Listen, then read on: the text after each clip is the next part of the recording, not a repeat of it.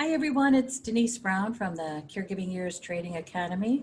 As you know, I've been introducing you to the presenters who will join us at our very special event that happens August 3rd through 7th.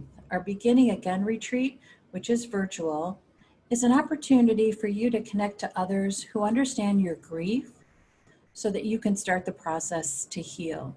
And I'm so grateful for Lynette Whiteman joining me today. She's one of our presenters. Hi, Lynette. How are you? Denise, it's good to see you.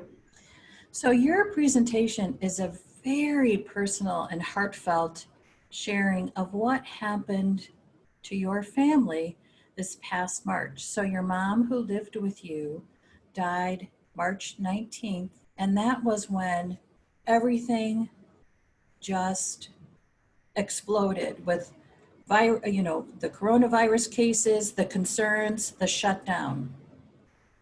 But that also meant that grieving changed for you after your mom's death.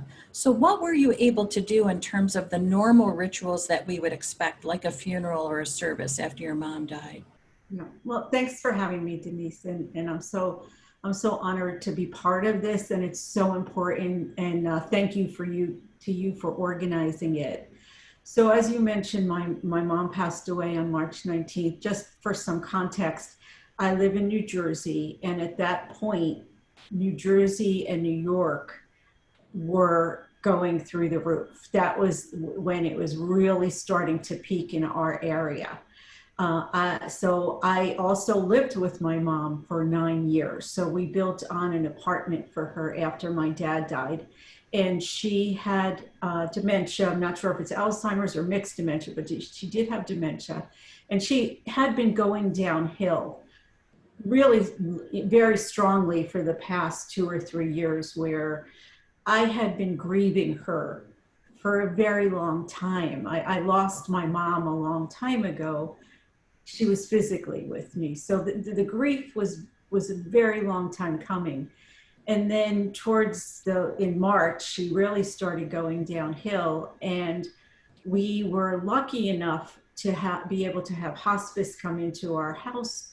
But even at that point, it was the last week that they could come here. We were still not able to touch or hug or anything like that. After she passed away, we had to have we could not have religious services. We could not do a service for her.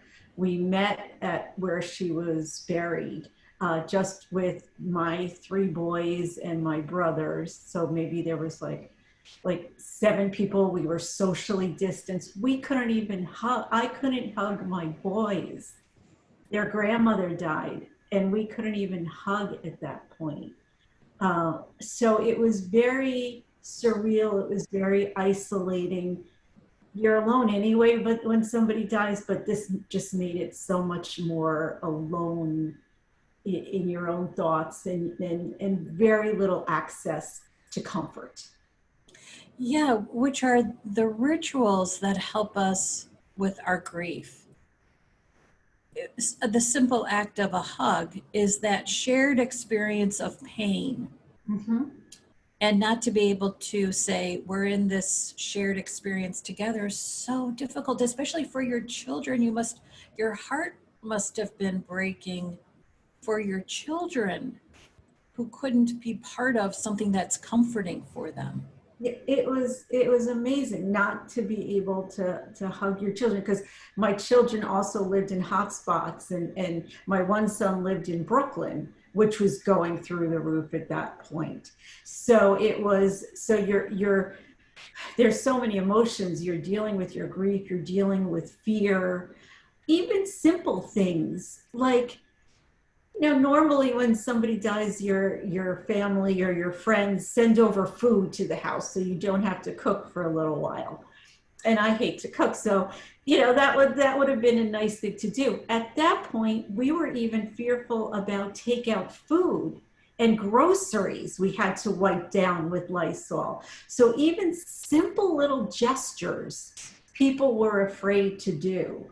So those things that you don't really think about is having people know that you're thinking about them, and also being felt like you're being thought about, went away as well.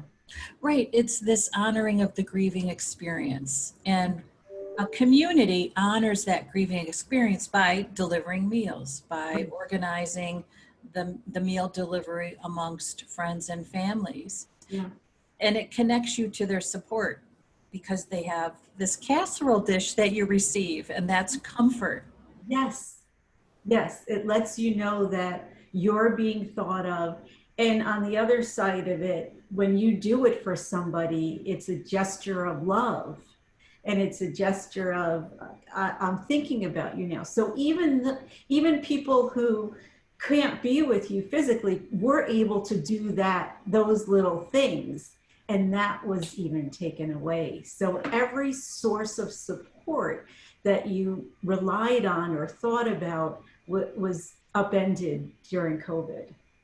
And you talk about March, which was, 5 months earlier, but there was so much more uncertainty Yes. about what our risk was around this virus, that just that uncertainty of what's right. And at that time too, there weren't the necessary regulations. I mean, we were told about social distancing, but mask wearing really didn't become something that's required. Well, it's required here in Illinois, but that wasn't until April and May. Right. So Right. how did you navigate that uncertainty about what to do and how to do it? We were on the more paranoid end of the spectrum as a family. Because of my work, I was hearing from hospital systems and health departments, and I was very much in the loop of what was going on the ground. One of my sons is a physician, so he was hearing things the other way. So we were extremely, extremely on the cautious end of things. And we went out afterwards. We all went to a park and just sat around, but at different picnic tables even, and that was outside. But it was we with that uncertainty, we didn't know. We went to the extreme of being careful, Which I think actually is smart. yeah. So my mom's lifelong friend just recently had a daughter who died. Her daughter was probably 54, terminal brain cancer, suffered for a year, died last week. The funeral is on Friday morning, and my parents were thinking about going, which means that I would go with them. I would provide transportation.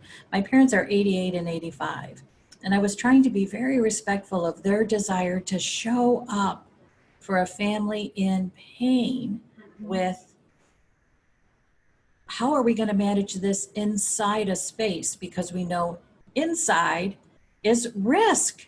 Yeah. Even if we sat apart, my mom kept saying the church is huge, but it's everybody within a church and all the aerosols. So ultimately what we decided is we weren't going to go. But that's a painful decision to make because we always showed up. Always.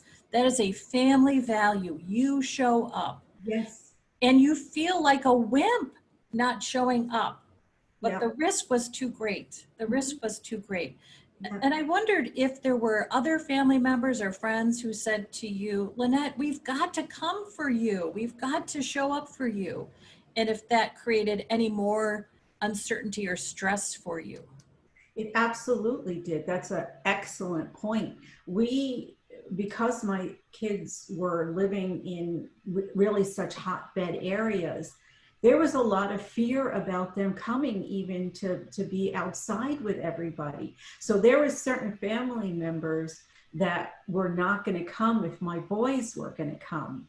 So this caused this internal family conflict, and I was very strong and said, I lived with my mom. I get to choose who comes. And it's really important for me, for my boys to have the option to be there. But that caused some conflict within the family. And eventually everybody did end up coming and like football fields apart, but there was those discussions, and I had to really stand up for myself and my needs at that point, but it was uncomfortable. Oh, yeah. So my last question to you is, how do you think that experience impacts your grief today? I think that I'm still processing it really. I think that because of COVID and everything that's going on, there's so much distractions. I think that I haven't been able really to sit with it because after she passed away, I went back to work pretty rapidly, and my work is very busy and very intense, and I was dealing with other people's grief. So it was a combination of my grief and hearing other people's grief and hearing other people's fears. So I think what I did was I pushed it away, and I sort of said, okay, I'm going to put it on a shelf and I'm going to deal with this another day. I can't, it was so overwhelming for me that I don't think that I dealt with it. So I still think I'm still processing it. And because I lived with her, she's so present. I'm in her space now. I'm in her little apartment. That's where I'm working. So I'm with her every day. I haven't been able to do her clothes. I haven't been able to do her drawers. So I'm still very much a work in progress with this. I want to mention my presentation is actually about our home and our space, and we're going to talk about that. The space that we think, I don't have the capacity to manage this, but Yes. we're also going to look for the space in our house that brings us comfort. And how do you manage both to your best ability for healing? Yeah. Yeah. And I just want to mention too, something that I really love about what you're bringing to our retreat, Lynette, is your honesty about what you experienced, what were the challenges, and where you are now. And that honesty allows all of us to be okay with wherever we are in our grieving process. And that's truly the goal of the retreat. So I actually do have one last question for you, and that is, why was this important for you to be a part of? I think it's such an important topic. And I think that, again, because there's so much noise right now, we're not talking about it as much. And I think hearing this is what you do so incredibly well. You bring people together with similar experiences and you create a safe place for them to share. And that's not really being done that much. So I think it's important. I'm really looking forward to hearing from the people who attend my session what their experiences are, because I haven't honestly talked to too many people who have lost a parent during COVID. I talk to people through my job, but I don't know them and I can't really get into it personally with them because that's not my role and my job.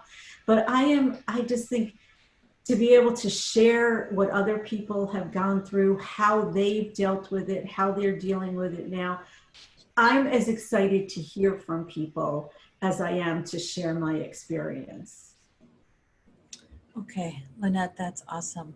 Thank you so much. So looking forward to spending time with you next week during our Beginning Again retreat. And thank you for being with us today as well.